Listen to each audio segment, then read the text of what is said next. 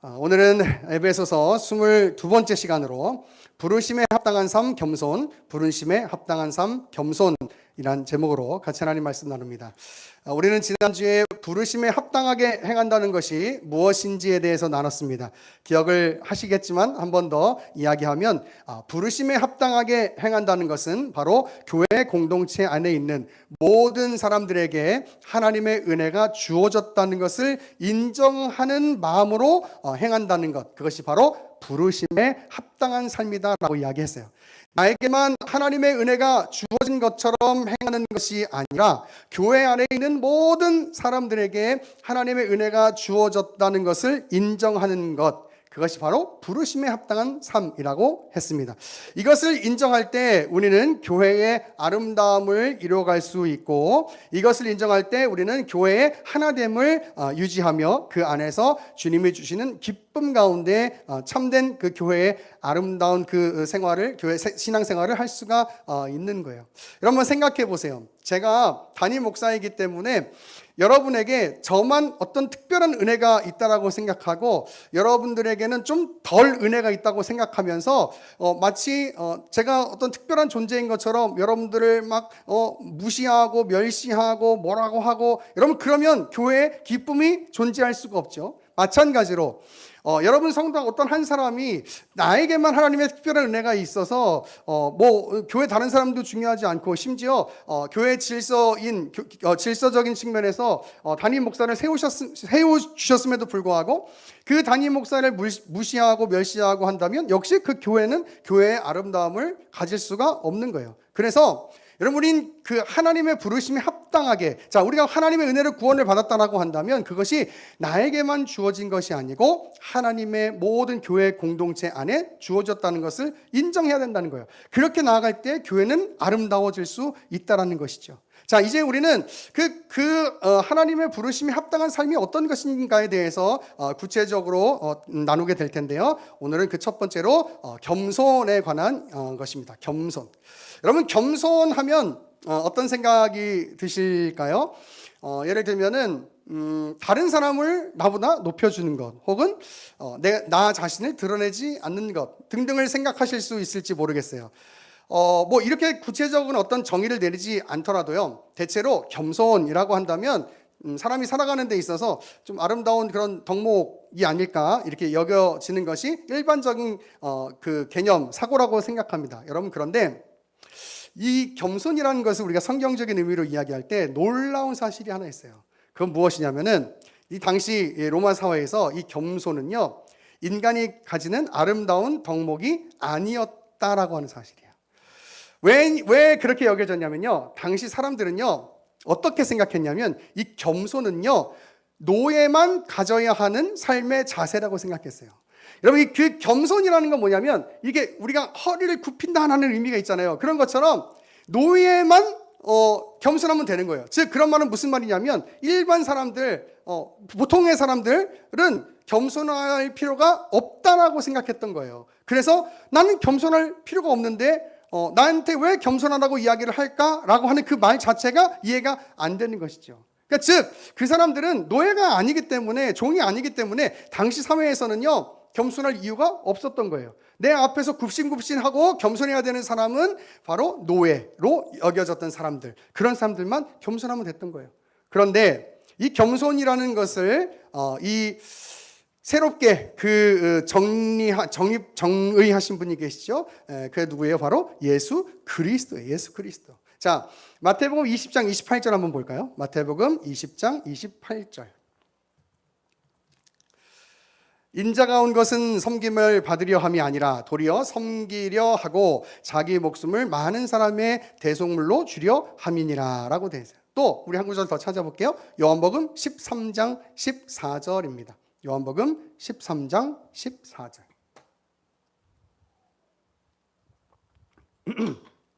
요한복음 13장 14절. 내가 주와 또는 선생이 되어 너희 발을 씻었으니 너희도 서로 발을 씻어주는 것이 옳으니라 라고 얘기했어요. 섬김인 거죠. 섬김. 자, 이 예수님의 섬김에 대해서 사도 바울은 이렇게 이야기합니다. 우리가 익숙히 잘 알고 있는 말씀인데요. 빌립보서 2장 5절부터 보면 이렇게 돼 있어요. 너희 안에 이 마음을 품으라. 곧 그리스도 예수의 마음이니 그는 근본 하나님의 본체시나 하나님과 동등됨을 취할 것으로 여기지 아니하시고 오히려 자기를 비워 종의 형체를 가지사 사람들과 같이 되셨고 사람의 모양으로 나타나사 자기를 낮추시고 죽기까지 복종하셨으니 곧 십자가에 죽으심이라. 아멘. 이것이 바로 예수 그리스도의 겸손입니다. 자, 예수님은 이 땅에 오셔서 나는 너를 섬기는 자로 왔어. 나는 너희들의 종의 모습으로 왔어. 라고 얘기를 했다고 생각해 보세요. 그러니까 당시 사람들이요, 예수님을 진정한 왕, 진정한 메시아로 인정할 수가 없었던 것이 당연하죠. 왜? 예수님 스스로 나는 종이라고 얘기했으니까 너희들의 왕이, 우리들의 왕이 될 수 없는 거예요. 그러니까 종이라고 말하니까 그들은 예수님을 섬길 수가 없었던 것이죠. 그래, 너는 종이니까 겸손하겠다고 얘기할 수도 있는 것이겠지라고 생각하는 것이 그 당시 개념에서 아주 당연한 개념이었던 거예요.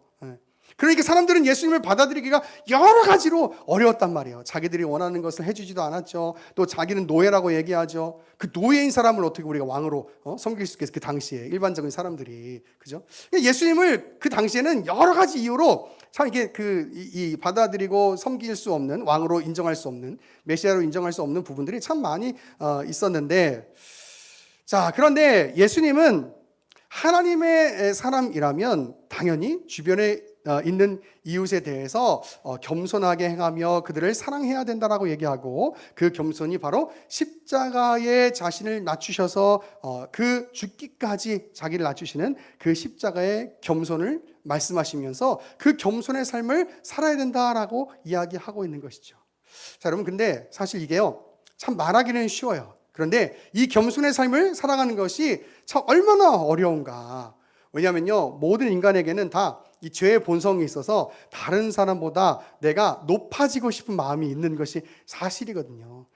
자꾸 내 마음에 스물스물 그것이 막 올라오는 거예요. 그를 억눌러야 돼. 계속 억눌러야 돼. 근데 그렇지 않으면요, 이게 100%다 아주 이 사람들이 다 보기에 딱 아주 잘 보이는 그 교만함으로 나타날 수밖에 없어요. 그것은 이 땅에 있는 그 어떤 인간도 자유로울 수 없어요. 그래서 우리는 끊임없이 겸손하기 위하여 그 예수 그리스도의 겸손을 닮아가기 위해서 하나님 앞에 기도하며 은혜를 계속해서 구해야 해요. 그리고 우리가 그렇게 기도할 때 진정한 겸손의 삶을 살아갈 수 있다라고 하는 사실이죠. 여러분, 그런데 여기서 설교가 끝나면 제가 뭔가 준비 안 한 것 같은 느낌이 드실 거예요. 그죠? 이 겸손, 예수 그리스도의 겸손이 단지 자신을 낮추는 것, 그런 것으로 그 의미가 다해지고 있는가? 그렇지 않다는 거예요.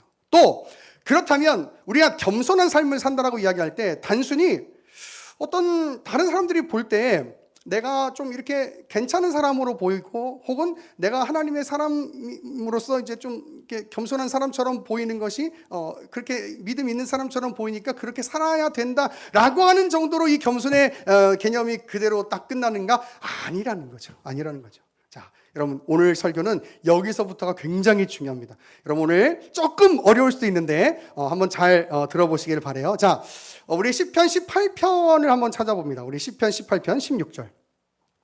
자, 시편 18편을 보면요, 하나님께서 우리를 대하시는 겸손에 대해서 이렇게 기록하고 있어요. 시편 18편 16절. 자, 그가, 이 새벽예배 들으신 분들은 아실 거예요. 그가 높은 곳에서 손을 펴사 나를 붙잡아 주시며 많은 물에서 나를 건져내셨도다 라고 되어 있어요. 자, 여기를 보면은 하나님께서 높은 곳에서 손을 펴가지고 나를 붙잡아 주신다라고 말씀하고 있어요. 여러분, 이것이 무엇이냐면 바로 하나님의 겸손이에요. 자, 그림을 한번 생각해 보세요. 그림을 한번 잘 생각해 보세요.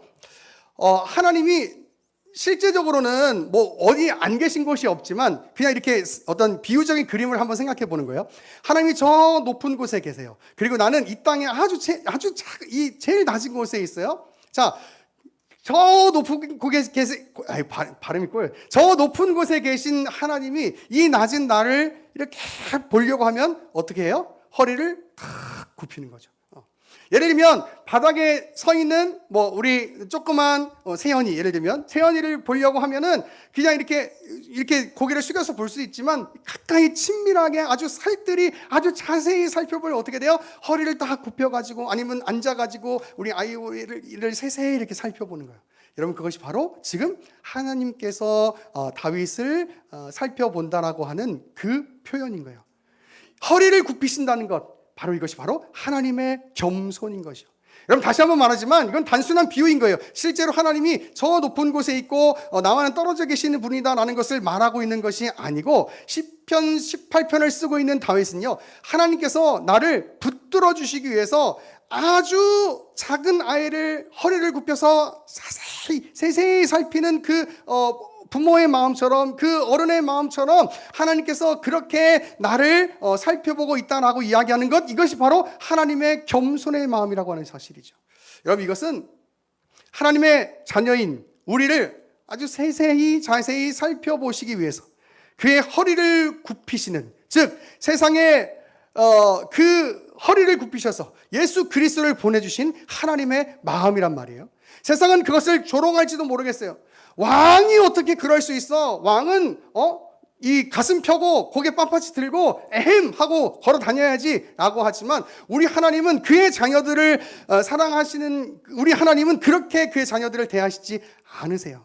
자, 그런데 이 겸손이 단지 살펴본다라고 하는 정도로 그냥 그 의미를 다하는 것이 아니고, 이 하나님의 겸손은요, 우리의 구원과 연관되어져 있다는 사실을 여러분 기억하셔야 돼요. 자, 오늘 본문을 조금 더 살펴보면, 시편 18편 16절을 조금 더 살펴보면요, 자, 후반부에 이렇게 돼 있어요. 많은 물에서 나를 건져 주셨다라고 표현을 하고 있습니다. 자, 많은 물에서 나를 건져 주셨다. 이 많은 물이라는 것은 단순히 다윗이 당하고 있는 어떤 고난을 상징하는 것일 수도 있습니다. 하지만 우리는 여기서 물에서 건져주시는 하나님을 생각할 때 떠올려야 하는 것이 있어요. 자, 물에서 건짐을 받은 사람 누굴까요? 물에서 건짐을 받은 사람 누구예요? 노아요?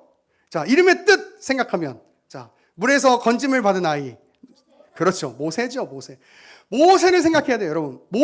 모세라는 이름의 뜻이 뭐예요? 물에서 건짐을 받았다, 이런 뜻이잖아요. 자, 모세를 생각해야 돼요. 여러분, 이 물에서 우리를 건져 주셨다라고 하는 것은 단순히 우리를 고난 가운데서 지켜주셨다라고 하는 그 개념을 넘어서 있어요. 자, 출애굽기 2장 1절로 갑니다. 출애굽기 2장 1절. 여러분, 이 내용을 잘 따라오셔야 돼요, 여러분. 자, 하나님의 겸손이 구원과 연결되어 있다. 그리고 우리는 물에서 건져주셨다는 것을 지금 모세와 연결해서 살펴보고 있어요. 보세요. 자, 출애굽기 2장 1절. 레위 가족 중 한 사람이 가서 레위 여자에게 장가들어 그 여자가 임신하여 아들을 낳으니 그가 잘생긴 것을 보고 석 달 동안 그를 숨겼으나 더 숨길 수 없게 되매 그를 위하여 갈대 상자를, 자, 갈대 상자를 제가 여기 강조했어요. 갈대 상자를 가져다가 영청과 나무진을 칠하고 아기를 거기 담아 나일 강가 갈대 사이에 두고, 자, 갈대 사이입니다. 강 위에 던지지 않았어요. 갈대 사이에 두고 그의 누이가 어떻게 되는지를 알려고 멀리 섰더니 바로의 딸이 목욕하러 나일 강으로 내려오고 시녀들이 나일 강가를 거닐 때에 그가 갈대 사이의 상자를 보고, 자, 강물 사이에 떠내려가는 상자를 보지 않고 갈대 사이에 있는 상자를 보고 시녀를 보내어 가져다가 열고 그 아기를 보니 아이가 우는지라 그가 그를 불쌍히 여겨 이르되 이는 히브리 사람의 아기로다. 그의 누이가 바로의 딸에게 이르되 내가 가서 당신을 위하여 히브리 여인 중에서 유모를 불러다가 이 아기에게 젖을 먹이게 하리이까. 바로의 딸이 그에게 이르되 가라 하매 그 소녀가 가서 그 아기의 어머니를 불러오니 바로의 딸이 그에게 이르되 이 아기를 데려다가 나를 위하여 젖을 먹이라. 내가 그 그 삭슬을 주리라. 여인이 아기를 데려다가 젖을 먹이더니 그 아기가 자라매 바로의 딸에게로 데려가니 그가 그의 아들이 되니라. 그가 그의 이름을 모세라 하여 이르되 이는 내가 그를 물에서 건져내었음이라 하였더라 라고 돼 있어요. 자, 애굽 왕 바로가요, 지금 이스라엘이 너무 번성하니까, 인구가 많아지니까 두려운 거예요. 그래서 그것을 경계해가지고 이스라엘에게서 난 그 아들들, 사내 아이들을 다 죽여라 라고 명령을 합니다. 자, 이때 모세의 어머니가 이제 모세를 낳게 되는데, 자, 석 달 동안 숨겼지만 더 이상은 숨길 수가 없게 됐어요. 왜요? 우리도 아이들을 키워보셔서 다 아시지만 아이들이 점점 울음소리가 커지는 거예요. 자, 그래서 그 아이를 갈대 상자에, 제가 아까 여기 강조했죠, 갈대 상자에 담아가지고 나일강 갈대 사이에 두었습니다. 그리고 그것이 바로의 딸에게 발견되고 그 바로의 딸이 이제 그를 그의 아들로 삼고 이름을 모세라고 했다라고 하는 것이 오늘 본문의 내용이에요. 자, 이 모세가 바로 물에서 건져냈다라고 하는 의미를 가지고 있는 그런 이름인 거죠. 그리고 이 모세는 결국 어떤 일을 감당하게 되냐면 애굽으로부터 이스라엘을 구원해 주시는 하나님의 사역, 그 사명을 감당하게 돼요. 즉 물에서 건짐을 받았다라고 하는 것은 바로 하나님의 구원과 연결되어 있다라고 하는 것이 이 모세 사건을 통해서도 지금 드러나 있다라고 하는 것이죠. 자, 모세 한 사람이 갈대 사이에 던져져서 이제 물이 막 차고 한다면 아마 그는 죽을 수도 있었을 거예요. 자, 이 모세 한 사람의 인생만 보더라도 그가 하나님께서 개입하셔서 그를 구원해 주시지 않으셨으면 그는 죽을 수밖에 없는 존재였던 것이죠. 그런데 하나님께서 그 모세가 던져진 그 나일 강가 갈대 사이에 바로의 딸이 목욕을 하러 가게 하시고 거기서 그것을 발견하게 하시고 살려주신 거예요. 여러분, 모세 한 사람이 이렇게 하나님의 은혜로, 하나님의 개입하심으로 구원을 받았던 것, 이것이 확장돼서 어디로 가냐면 바로 모세 한 사람을 통해서 이스라엘 사람들이 애굽으로부터 구원을 얻게 되는 그 하나님의 놀라우신 그 구원의 역사로 확장되는 거예요. 자, 그런데 우리는 여기서 이 구원을 왜 얘기할 수 있느냐, 매우 중요한 단어가 여기에서 나오는데, 자, 우리 성경을 조금 더 깊이 봐야 되는데요. 자, 모세가 아까 있었던 곳이, 제가 아까 뭘 강조했죠? 갈대 상자를 강조했어요. 상자. 자, 여기서 상자라고 하는 단어가 무슨 단어냐면 테바라고 하는 단어예요. 테바.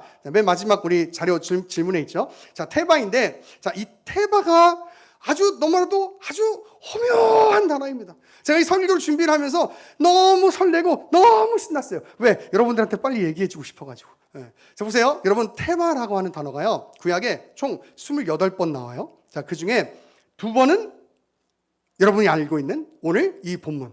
그리고 이 26번은 어디에 나오느냐? 바로 창세기 6장에서 8장에 나옵니다. 자, 문제. 창세기 6장에서 8장은 무슨 내용일까요? 1번 아담, 2번 아브라함, 3번 노아. 그렇죠, 노아예요. 자, 6장부터 8장까지는 노아의 홍수 내용이 나온단 말이에요. 자, 노아의 홍수에서 우리가 기억하는 것, 노아가 탔던 것 뭘까요? 방주. 이 방주를 무슨 단어로 쓰고 있냐면 테바라고 하는 단어로 쓰고 있어요.